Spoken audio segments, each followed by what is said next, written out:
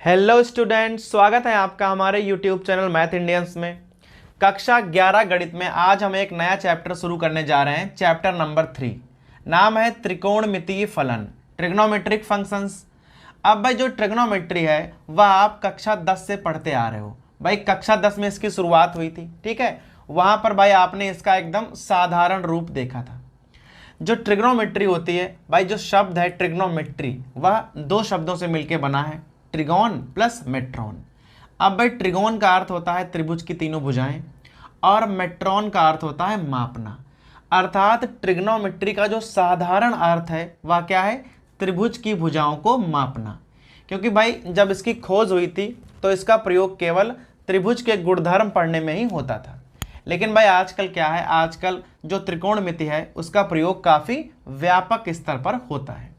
अब भाई जैसे यहाँ देख लो आप, जब आपने हाई स्कूल में त्रिकोणमिति पढ़ी थी तो वहाँ पर केवल आपको कोण पढ़ाए जाते थे, साइन ए, साइन बी, साइन सी, ऐसे करके। लेकिन भाई यहाँ पर क्या लिखा हुआ है? त्रिकोणमितीय फलन। अर्थात ट्रिग्नोमेट्री अब एक फंक्शन बन गई है। अब फंक्शन कैसे बन गई है ध्यान देना। जैसे भाई आपने हाई स्कूल में इस प्रकार से पढ़ा है, साइन ए, कॉस ए, इस प्रकार से। लेकिन भाई फंक्शन क्या होता है? फंक्शन ऐसे होता है एफ एक्स, ठीक है। फंक्शन का मतलब है एफ एक्स। अब जो ट्रिग्नोमेट्री है वह हम फंक्शन के रूप में लिखेंगे। कैसे? अब इसे आप साइन एक्स, कॉस एक्स, इस प्रकार से लिख पाएंगे।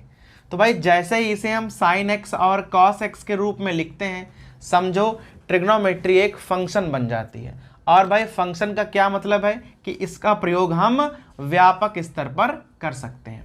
भाई आजकल जो ट्रिग्नोमेट्री है उसका प्रयोग बिल्डिंग्स बनाने में, मैप बनाने में, समुद्री यात्राएं करने में कई जगह पर होता है, ठीक है भाई। तो यहाँ पर हम एकदम बेसिक से पढ़ने वाले हैं त्रिकोणमितीय फलन को। अब भाई ट्रिग्नोमेट्री में जो सबसे इंपॉर्टेंट चीज है वह है हमारा कोण। भाई जैसे यहाँ लिखा है साइन ए, यहाँ लिखा है कॉस ए। तो भाई जो ये ए है ये है हमारा कोण। तो हम सबसे पहले जानेंगे कि भाई यह कोण होता क्या है। एकदम बेसिक से जानेंगे कोणों के बारे में, ठीक है। सबसे पहले देख लो कोण की परिभाषा क्या होती है। कोण अर्थात एंगल। कह रहा है कि कोण वह माप है जो एक किरण के प्रारंभिक बिंदु के परितः घूमने पर बनता है। अब भाई जरा इसको प्रैक्टिकली देख लो। अब भाई मान लो कि हमारे पास यह कोई किरण है, ठीक है। या इसका हो गया प्रारंभिक बिंदु और यह हमारे पास किरण है। अब इस किरण को करना क्या है, अगर आप थोड़ा इस प्रकार से घुमा दो, भाई इसे उठा के आप यहाँ रख दो, ठीक है। तो यह किरण कुछ इस प्रकार से हो जाएगी। अब जो यह वाली माप है, यह माप कही जाती है कोण है, ठीक है। जो हमारी ये है इसे कहते हैं हम प्रारंभिक किरण। जो हमारी भाई पहले किरण थी वह थी प्रारंभिक किरण या प्रारंभिक भुजा बोल सकते हो। और भाई यह है हमारी अंतिम भुजा, जो हमने घुमाई है उसे हम बोलेंगे अंतिम भुजा। और भाई जो यह वाली माप होती है इसे कहते हैं कोण, ठीक है। अब भाई यहाँ पर ना आपको दो बातें याद रखनी है। वैसे तो भाई आपने कई सारे कोण बनाए होंगे, ठीक है। लेकिन भाई कोण प्लस और माइनस दोनों के ही होते हैं, यहाँ पर भाई थोड़ा ध्यान देना है, ठीक है। अब जैसे आपकी ये प्रारंभिक किरण है, आपने भाई उसे उधर की ओर घुमा दिया है, भाई ऐसे घुमाया है, अर्थात यह भाई ये वाली दिशा हो गई ऐसे। अगर आप भाई किसी चीज को ऐसे घुमाते हो इस प्रकार से, ये दिशा, तो भाई इस दिशा को हम कहेंगे ये एंटी क्लॉकवाइज है, घड़ी के उल्टी दिशा में। भाई हिंदी में कहते हैं वामावर्त। हिंदी में क्या कहते हैं? वामावर्त। वैसे भाई बोलते हैं एंटी क्लॉक वाइज, ठीक है। तो घड़ी के अगर आप उल्टी दिशा में घुमाओगे तो जो हमारा कोण होगा वह प्लस का लिया जाएगा, ठीक है। अगर आप घड़ी के उल्टी दिशा में वामावर्त घुमाओगे तो कोण काहे का होगा? प्लस का। अब मान लो यहां पर कोण बन रहा है 30 अंश, ठीक है। तो यह कोण प्लस का माना जाएगा। लेकिन यहीं पर अगर भाई आपके पास कोई किरण इस प्रकार से हो, ठीक है, और भाई उसे आप इधर की ओर घुमा दें, नीचे की ओर, इसको यहां ला दें आप, तो ये किरण ऐसे हो जाएगी भाई, और ये ऐसे बनेगा। अब भाई हम लोग ऐसे चल रहे हैं इस प्रकार से, या कौन सी दिशा हो गई? ऐसे चल रहे हैं, ऐसे इस प्रकार से भाई चलेंगे तो ये हमारी दिशा हो गई घड़ी के साथ वाली दिशा, जैसे घड़ी चलती है, इसे बोलते हैं दक्षिणावर्त।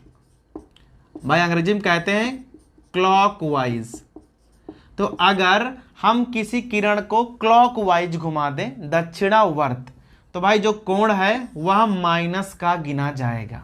तो मान लो यह कोण 30 अंश का था, तो हम यहाँ कहेंगे ये +30 का कोण है।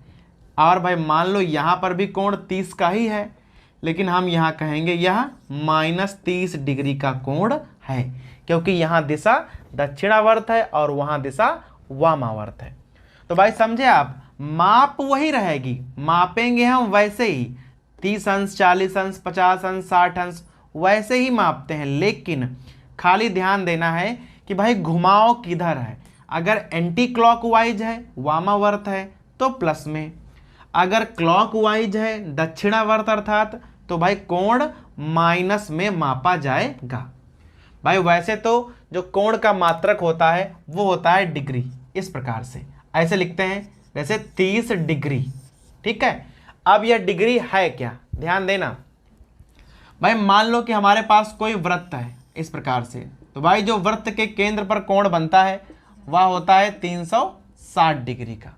अर्थात अगर आपके पास कोई इस प्रकार से किरण हो, ठीक है, और भाई उसे आप एक चक्कर पूरा घुमा के वहीं पे ला दो, ऐसे घुमा के वहीं पे ला दो, तो भाई यहाँ पर 360 डिग्री का कोण बनेगा एक पूरा चक्कर घुमाने में। तो 1 डिग्री किसे कहेंगे, बहुत ध्यान दीजिएगा।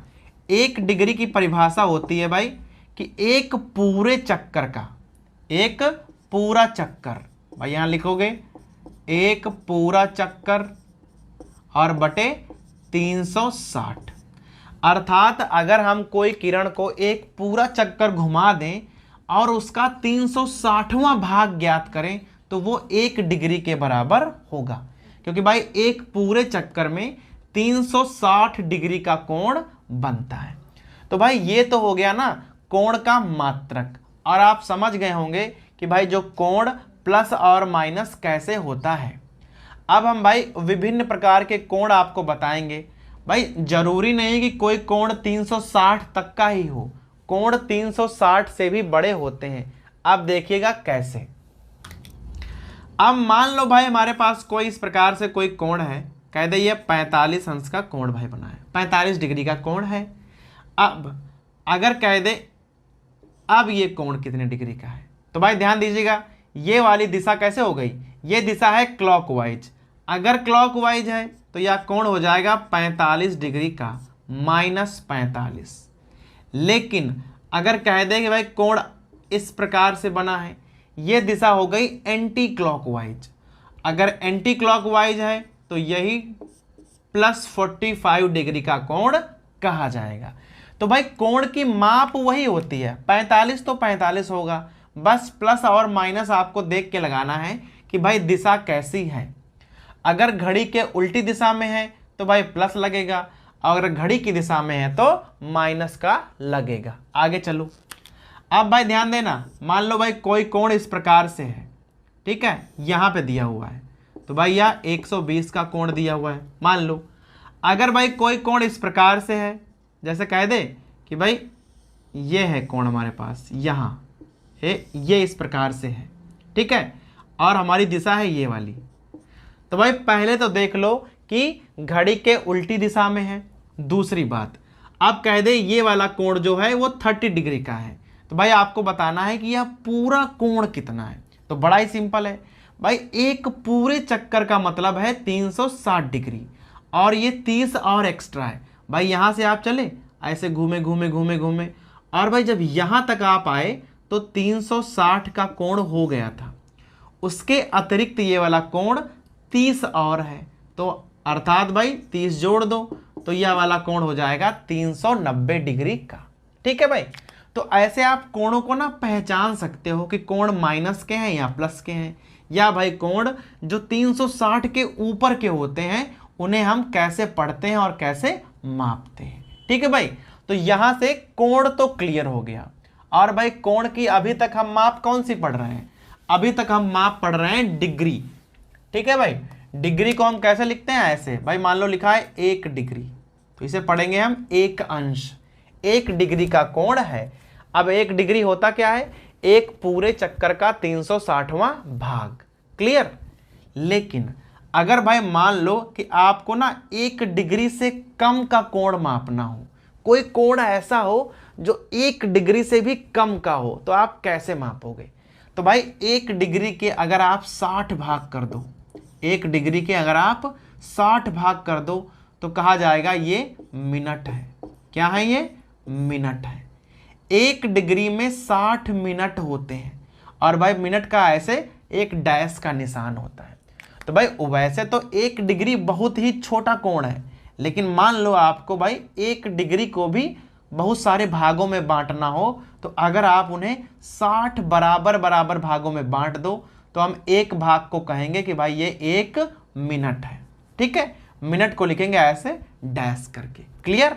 तो भाई 1 डिग्री जो है वह कोई कोण की माप है, और जो मिनट है वह बहुत छोटी माप है, 1 अंश का 60वां भाग। अब अगर आपको भाई मिनट को भी बांटना हो, अगर कोई कोण हो जो मिनट से भी छोटा हो, तो आप क्या करोगे भाई। तो ध्यान देना, 1 मिनट में 60 सेकेंड होते हैं। 1 मिनट में 60 सेकेंड होते हैं। और भाई सेकेंड का निशान होता है डबल डैश। मिनट में 1 बार डैश और सेकेंड में 2 बार डैश। आप समझो इस बात को, 1 डिग्री में 60 मिनट, 1 मिनट में 60 सेकेंड। तो भाई दोनों को अगर एक साथ लिख दो तो हो जाएगा 3600 सेकेंड। समझ रहे हो आप भाई, 1 डिग्री में 3600 सेकेंड होते हैं।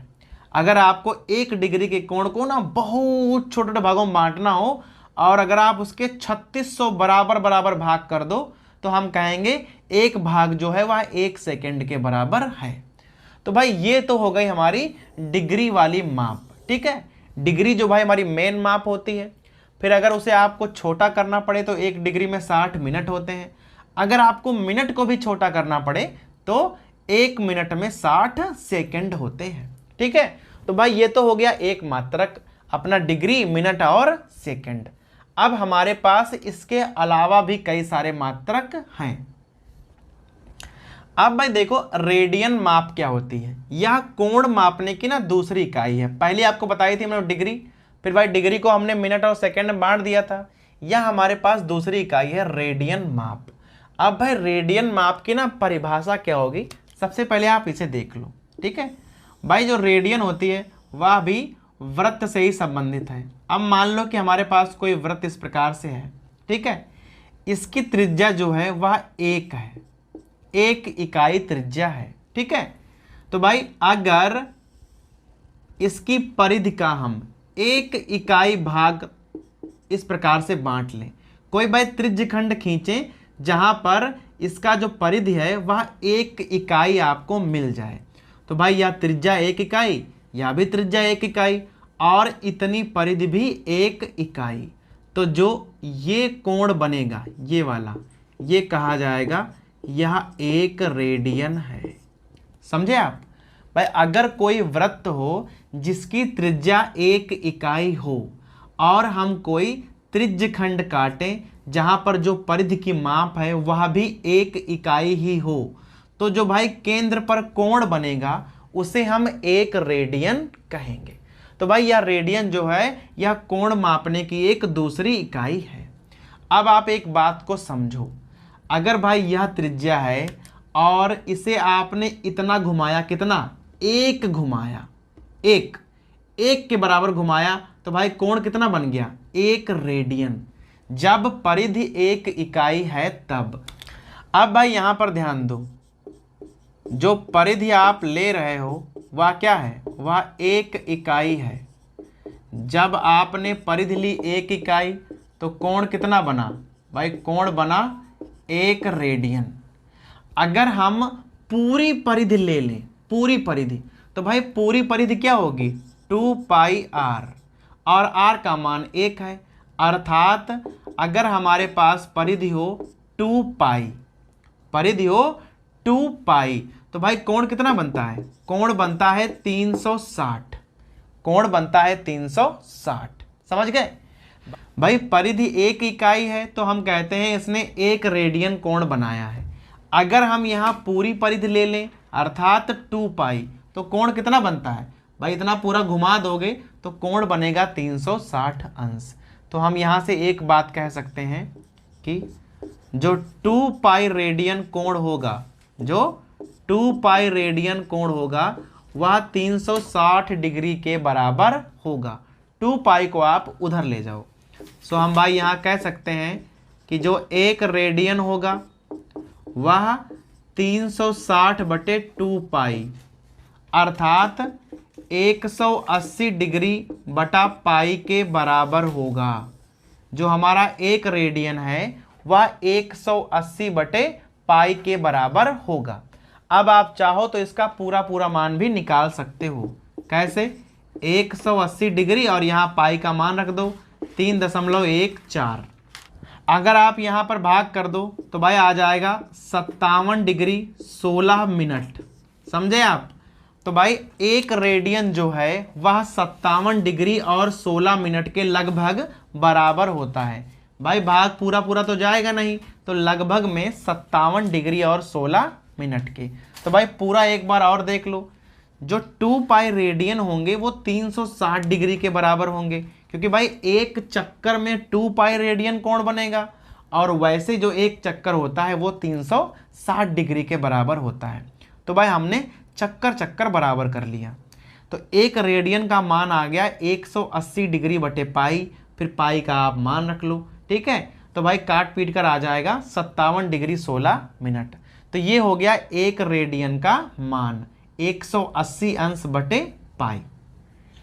अब भाई ध्यान दीजिए, अगर 1 रेडियन का मान 180 डिग्री बटे पाई है, तो अगर आपसे यहाँ कह दे कि भाई 1 डिग्री का मान क्या होगा, तो भाई 1 डिग्री का मान होगा पाई बटे 180, पाई बटे 180 रेडियन।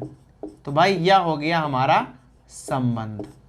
तो भाई इन दोनों ही संबंधों को आपको ना बड़े ध्यान से लिखना है। कौन कौन से?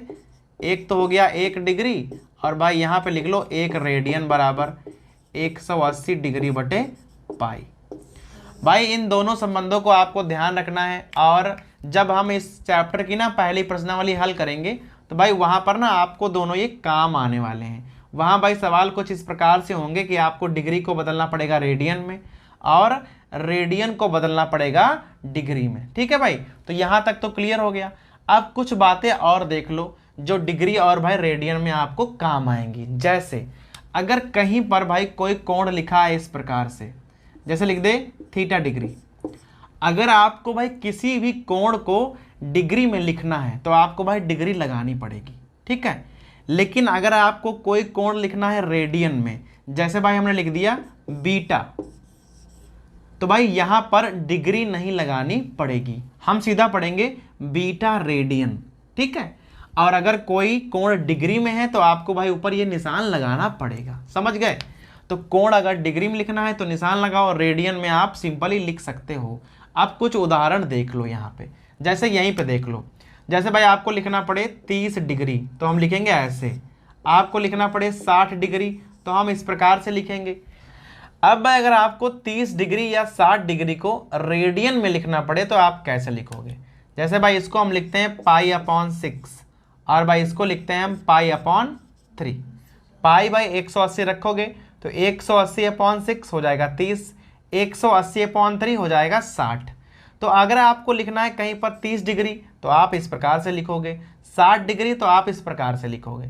लेकिन अगर इन्हीं कोणों को हम रेडियन में लिखेंगे तो कैसे लिखेंगे? π/6 π/3।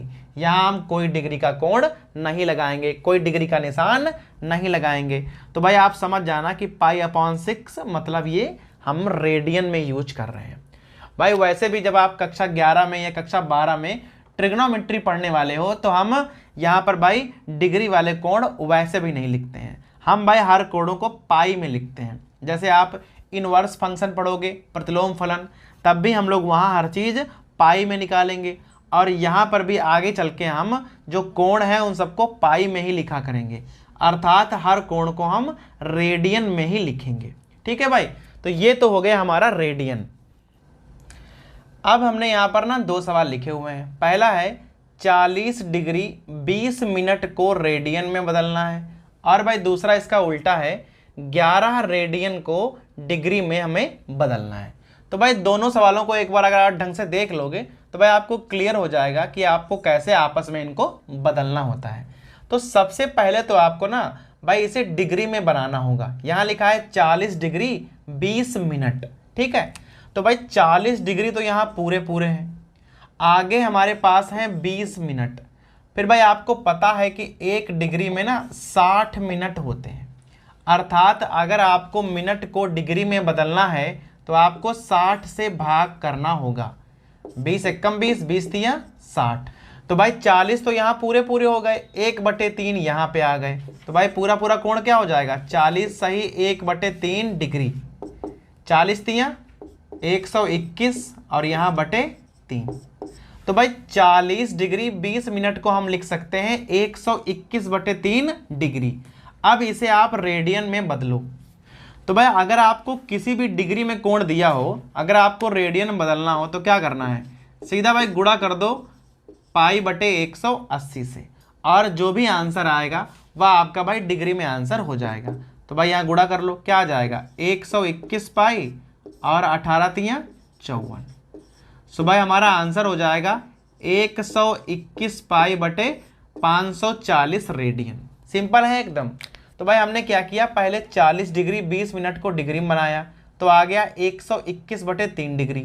फिर डिग्री को अगर आपको बदलना है रेडियन में तो क्या करेंगे, π/180 से गुणा कर देंगे। इसका जस्ट उल्टा यहाँ करेंगे। भाई कोण हमारे पास है 11 रेडियन। अगर आपको 11 रेडियन को बदलना है काहे में, डिग्री में, तो क्या करोगे 180/π करना पड़ेगा। ठीक है, अब आप चाहो तो यहाँ पाई का मान रख लो, 11 गुणे 180। भाई पाई का मान होता है 22/7, तो 7 तो ऊपर चले जाएंगे, 11 दूनी 22, यहाँ काटोगे भाई तो आ जाएगा 90 और 9 7 63, आ जाएगा भाई 630 डिग्री। अर्थात 11 रेडियन को अगर आप डिग्री में बदलोगे तो भाई आंसर आ जाएगा 630 डिग्री। तो भाई समझ में आ गया यहाँ से कि आपको डिग्री से अगर बदलना है रेडियन में तो गुणा करनी है π/180 से, लेकिन अगर रेडियन को डिग्री में बदलना है तो भाई गुणा करनी है 180/π से, और पाई का मान यूज कर लेना है। अब भाई मन करे तो 22/7 लगा लो और मन करे तो 3.14। ठीक है भाई, तो ये हो गया हमारा degree to radian, radian to degree.